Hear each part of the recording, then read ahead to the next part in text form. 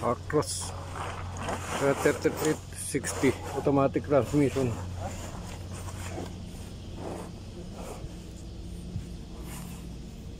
Ito yung isa sa naging problema niya, yung clutch pack niya. 5 piraso tong clutch pack niya, ubos na. Ito lang ang medyo maganda. Ito ubos na. Yung kabila ubos. Ito bakal na. Wala na. Ang kinokontrolo nitong clutch pack na to yung counter gear sa transmission, kaya ubos.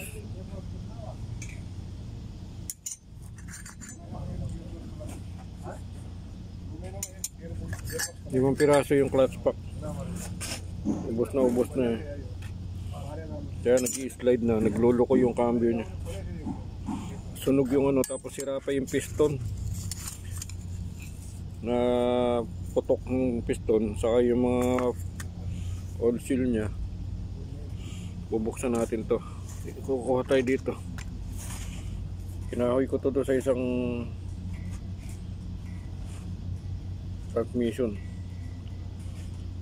Krishna, saman potipoy give.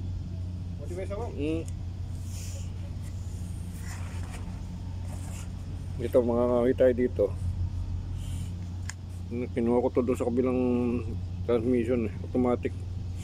Hindi siya ano, ito automatic na to 3360 na V8. Ito kinuha ko to doon sa 6 cylinder na V6, automatic din siya. Ito naman kasi automatic na to, double axle. Ito pa isang naging problema niya, yung mga ano niya, oil seal sira, tapos yung piston pumutok, kaya tumatagas yung langis. Doon sa may bell housing.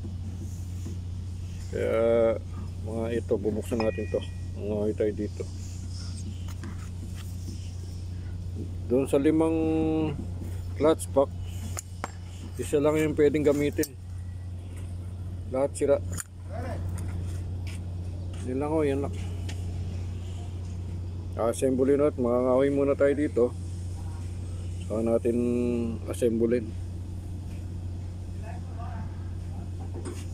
Actros automatic transmission 3360 V8.